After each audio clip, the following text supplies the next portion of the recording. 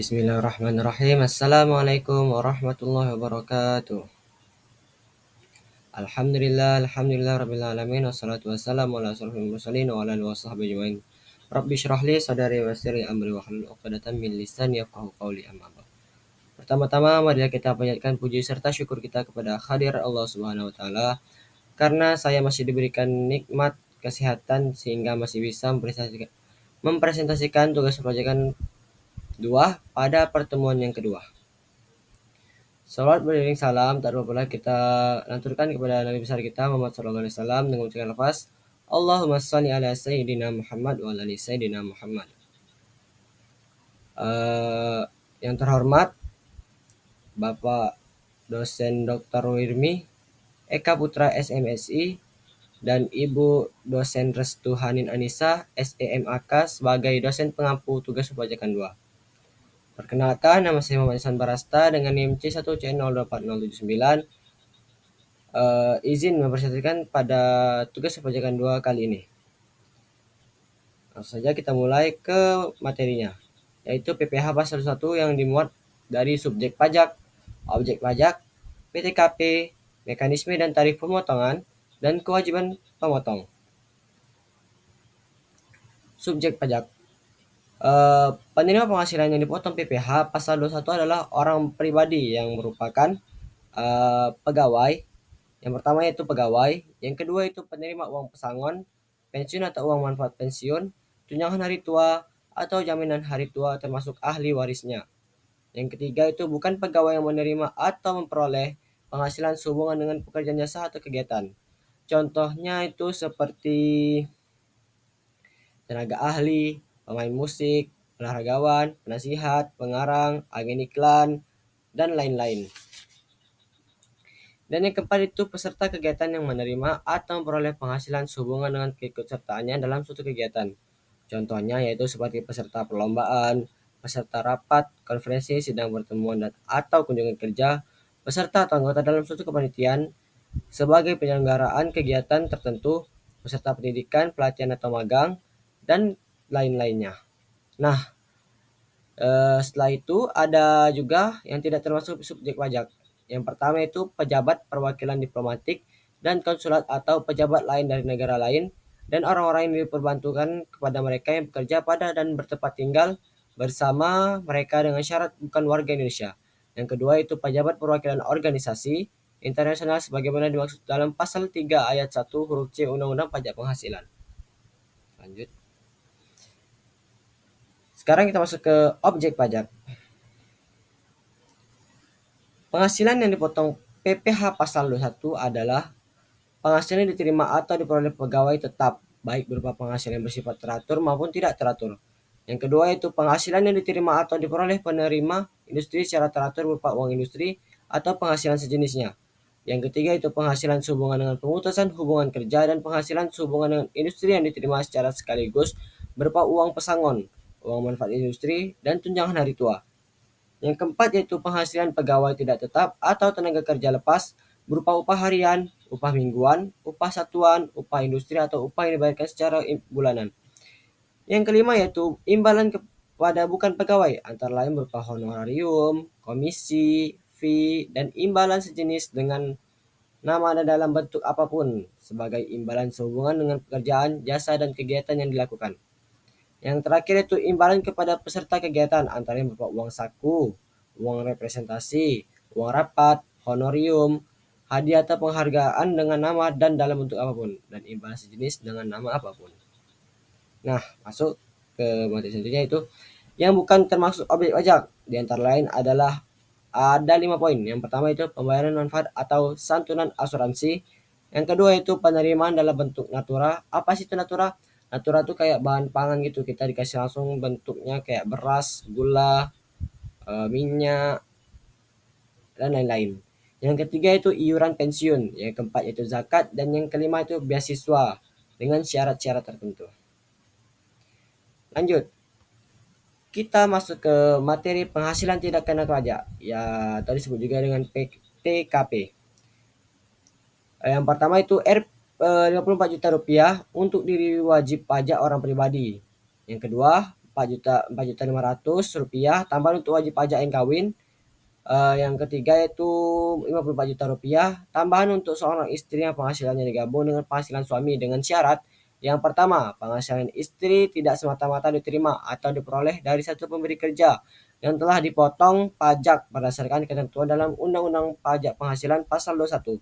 Yang kedua yaitu pekerjaan istri tidak ada hubungannya dengan usaha atau pekerjaan bebas suami atau anggota keluarga yang lain. Yang keempat yaitu kita masuk ke poin keempat, Rp4.500.000 tambahan untuk setiap anggota keluarga sedarah dan keluarga semenda dalam garis keturunan lurus 1 derajat serta anak angkat yang menjadi tanggungan sepenuhnya, maksimal 3 orang. Ini adalah contoh dari penghasilan tidak kena pajak dari yang tidak kawin tanpa tanggungan, yaitu tarif PTKP-nya adalah 54 juta dengan satu tanggungan adalah 58.500. Kenapa bisa 58.500? Karena tadi setiap satu orang yang bertambah tanggungannya akan ditambah 4.500. Tanggungan kedua yaitu 63 juta. Tanggungan yang ketiga adalah 67.500. Yang kawin tanpa tanggungan yaitu 58.500. Kenapa? Karena kita sudah kawin. Kalau kawin tarif PTKP-nya yang awalnya 24 juta ditambah 58.500 ditambah 4.500. Yang kedua dengan satu tanggungan yaitu 63 juta, yang dua tanggungan dengan 67.500 dan tiga tanggungan adalah 72 juta. Kawin dengan penghasilan istri digabung. Ini dia. Kawin dengan istri dan tanpa tanggungan yaitu adalah tarif PTKP-nya 112.500. Kenapa 112.500? Karena ini gabungan. Jadi tarif PTKP-nya 54 juta dikali 2 ditambah 4.500 sesuai ketentuan yang sebelumnya. Ini dia. 4 juta terus digabung dengan penghasilan istri. Oke.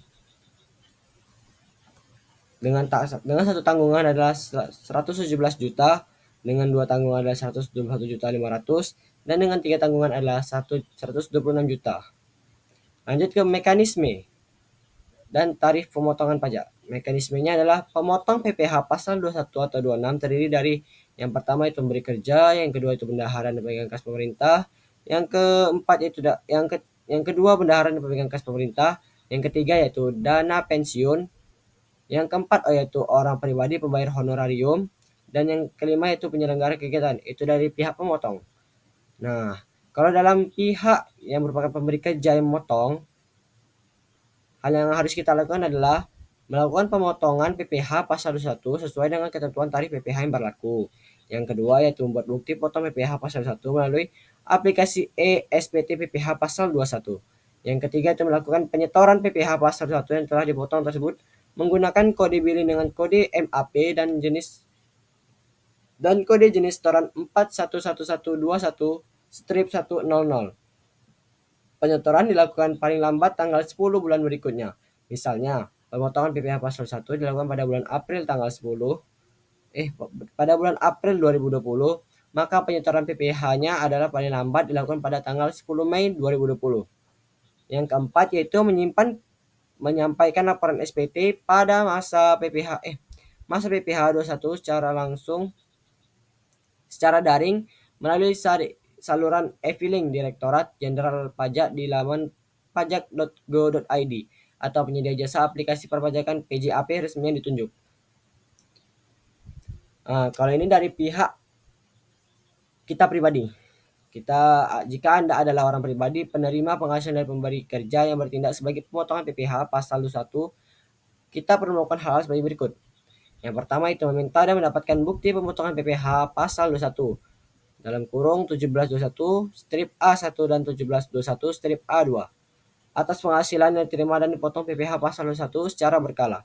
Yang kedua yaitu apabila Anda berstatus sebagai pegawai tetap dan penerima pensiun PPh pasal 21-nya dipotong oleh pemberi kerja maupun dana pensiun, maka Anda berhak menerima bukti pemotongan setiap awal tahun. Yang ketiga yaitu apabila Anda berstatus sebagai penerima honorarium, bukan pegawai, dan peserta kegiatan dan penghasilannya dipotong PPh pasal 21-nya oleh pemberi penghasilan, maka Anda berhak menerima bukti pemotongan PPh pasal 1 setelah penghasilan dibayarkan. Yang keempat yaitu apabila Anda menerima penghasilan dari pemberi kerja, namun PPh pasal 1-nya tidak dipotong, maka penghasilan tersebut wajib diperhitungkan dan dilaporkan melalui SPT tahunan. Jadi kalau kita dapat gaji terus tidak dipotong, jadi kita wajib melaporkan, ya. Itu. Diperhitungkan dan dilaporkan melalui SPT tahunan PPh orang pribadi serta membayar kekurangan pajaknya menggunakan kode billing dengan kode AP411125 dan kode jenis setoran 200. Lanjut ke tarif pemotongan pajak. Yang pertama itu tarif berdasarkan pasal 17 UU PPh diterapkan atas penghasilan kena pajak dari pegawai yang pertama itu pegawai tetap. Yang kedua itu penerima pensiun berkala yang dibayarkan secara bulanan. Yang ketiga itu pegawai tidak tetap atau tenaga kerja lepas yang dibayarkan secara bulanan. Yang keempat itu bukan pegawai menerima imbalan yang bersifat berkesinambungan. Yang kedua yaitu tarif atas penghasilan yang diterima atau diperoleh pegawai tidak tetap atau tenaga kerja lepas berupa upah harian, upah mingguan, upah satuan, upah borongan, dan uang saku harian. Sepanjang penghasilan tidak dibayarkan secara bulanan, tarif lapisan pertama pasal 17 UU PPh yaitu 5%. Yang ketiga yaitu tarif berdasarkan pasal 17 UU PPh diterapkan atas jumlah kumulatif. Yang keempat itu tarif berdasarkan pasal 17 UU PPh diterapkan atas jumlah penghasilan bruto. Dan yang kelima itu tarif PPh pasal 21 atas honorarium atau imbalan lain dengan nama apapun yang menjadi beban APBN atau APBD. Selanjutnya ya, ini contoh. Ini adalah PKP yang terbaru dan di sebelah kiri itu adalah PKP yang lama. Ini mana PKP yang lama ini dari 0 sampai 50 juta itu tarif pajaknya 5%. Nah, yang sedangkan yang baru ini tarif PKP-nya itu 0 sampai 60 juta. Yang lama itu lebih dari 60 sampai 210 juta itu 15%, yang terbaru 60 sampai 210 juta itu 15%. Nah, yang lama yang 2008 ini 210 juta sampai 500 juta itu 20%. Sama dengan yang sekarang yaitu 210 juta sampai 500 juta 20%. Nah, lebih dari 500 juta yaitu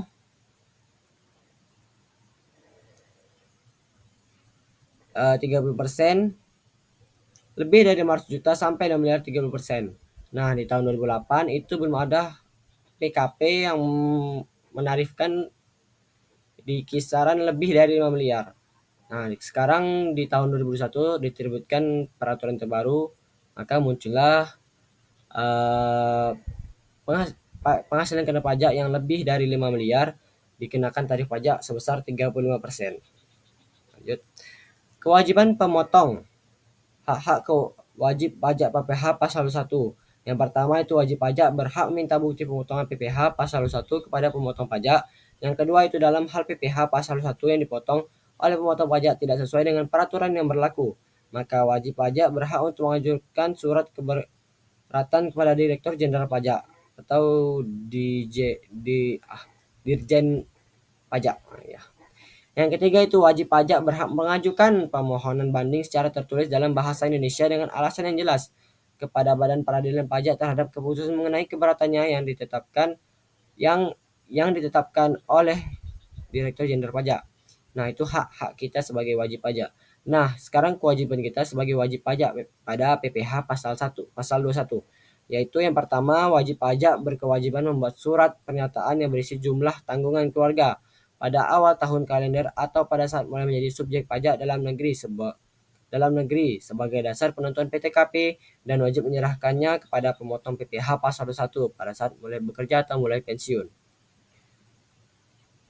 Yang kedua yaitu dalam hal terjadi perubahan tanggungan keluarga, wajib pajak berkewajiban membuat surat pernyataan baru dan menyerahkannya kepada pemotong PPh pasal 1 paling lama sebelum mulai tahun kalender berikutnya.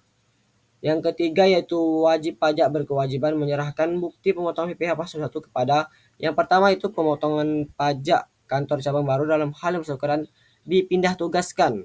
Yang kedua itu pemotongan pajak tempat kerja yang baru dalam hal yang bersangkutan pindah kerja. Jadi yang pertama itu kalau dipindah tugaskan, yang kedua itu kalau dia pindah kerja, misalnya dari kantor A ke kantor B.